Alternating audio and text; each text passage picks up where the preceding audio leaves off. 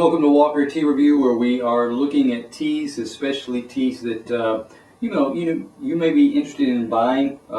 They may be teas that you're ready to graduate up to. A lot of people kind of open the door through a tea shop and learn about a tea, and then find out there's a great big world of teas that they may not have realized.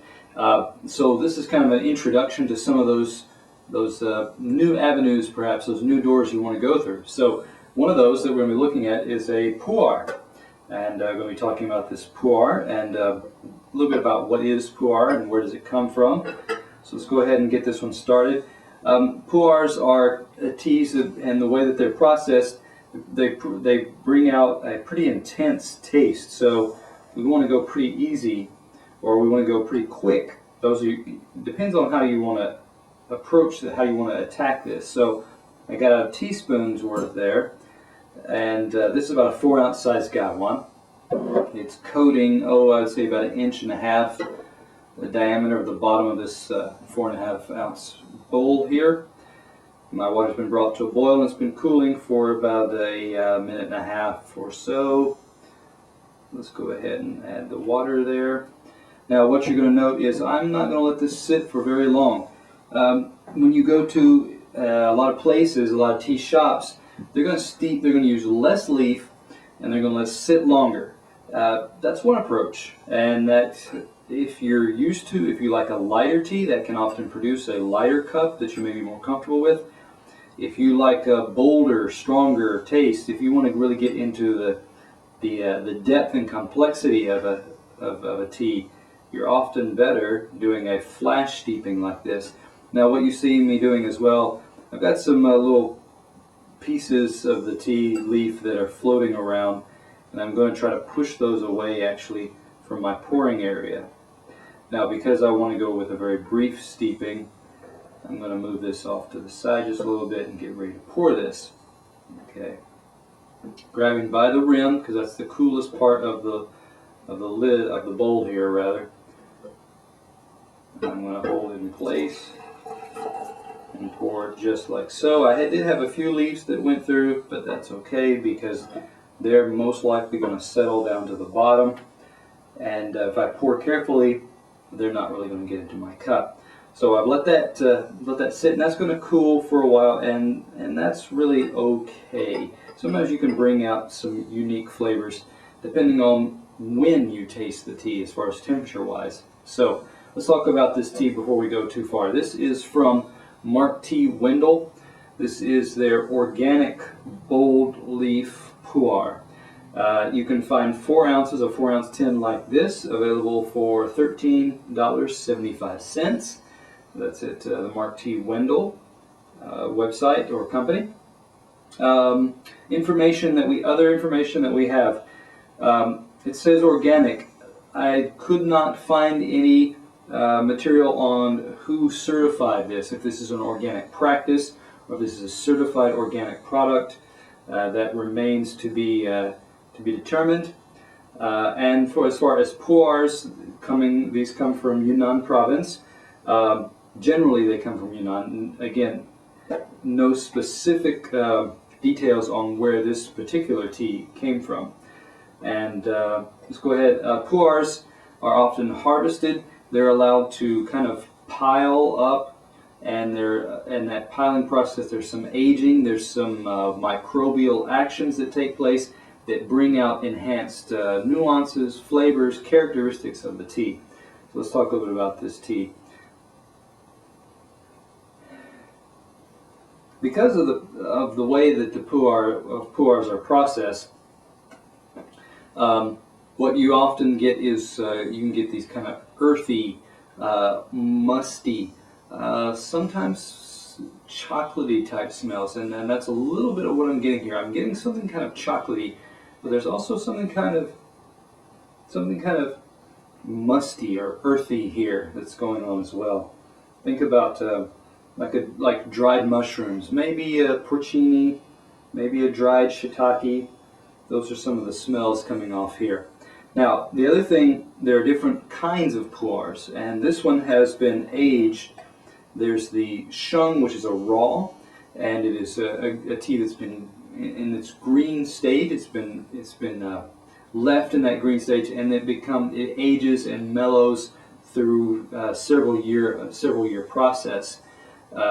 There's another method in which that process is sped up so that the tea actually becomes a darker, more oxidized type of tea, and then it's goes through its process. So it simulates that longer aging process into a more compact time period.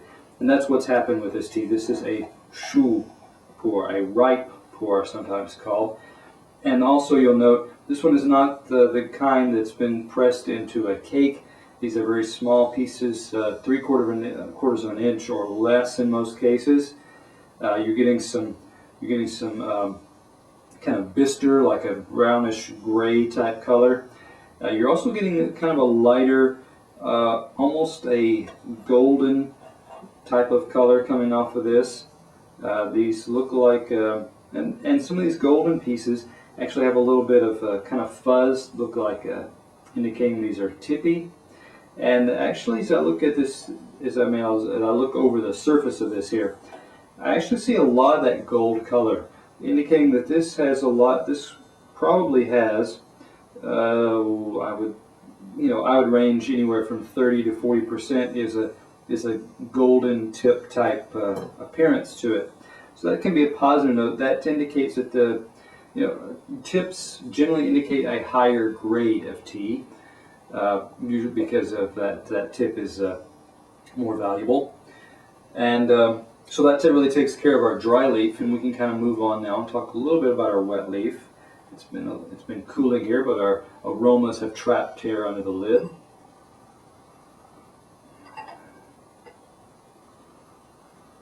Again, more of that kind of earthy, musty type smell. There's a little bit of something that just came out as a little salty, savory in there, and that combined with some of that kind of, again, a dried mushroom, this time more of like a dried shiitake type smell. So there's an earthy component still there, and something that's a little bit savory, salty type of smell. So right now I'm thinking, a basement, a cellar. It's got a little bit of an earthy, rooty type smell down there, but it's also got some salt cured, maybe even some salt cured type of meats, bacons that are sitting around in there, and so they're adding just a little bit of that savory, salty component into the overall cellar smell. So this has got some nice earthy, heavy type components to it.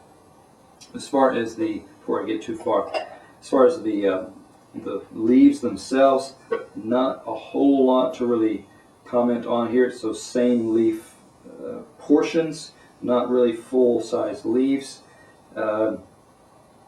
and the color has become very consistent. It's hard to really pick out any of the gold that was there before, because it's now all been kind of stained in the same color. Okay, so can't really dig around and really comment on needles or any other aspects like that. They're just they're compact, or they're very dense now, sticking together, harder to distinguish in that sense. So what we're now going to do is move on to our liquor.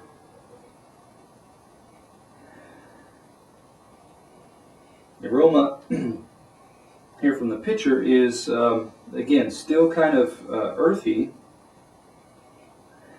with a little bit of chocolate powder sprinkled in there on the side, or on top I should say. Colors here, got a nice, holding it up into the light, you're getting a reddish brown. It's got a kind of mahogany type color. It's darker, it's richer than a lot of your average black teas. So it's, in that sense, it's a little more intense appearing there. Okay, let's give it a taste though.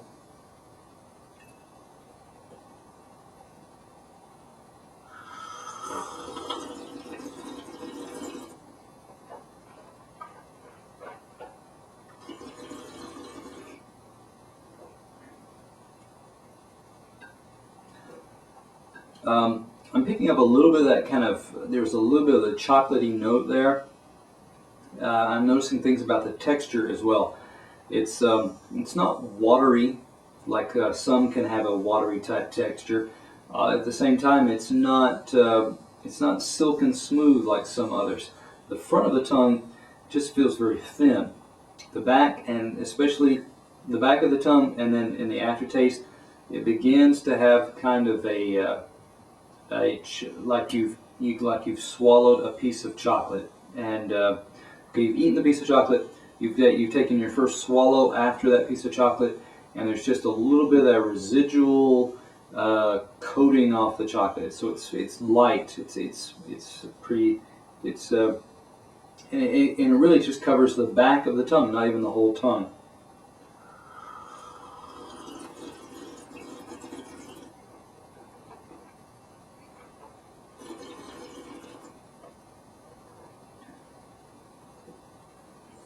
Second tasting, actually, as it cooled, beginning to the uh, the texture, especially on the front, is beginning to thin out. It's beginning to get a little more pronounced in the wateriness there. Not all of astringency to talk about, and I mean usually with shu pu'ers, ripe pu'ers like this, that's not really a component. Uh, Astringency on par with with many other teas. Not anything overly excessively astringent that you're going to really pull out of this.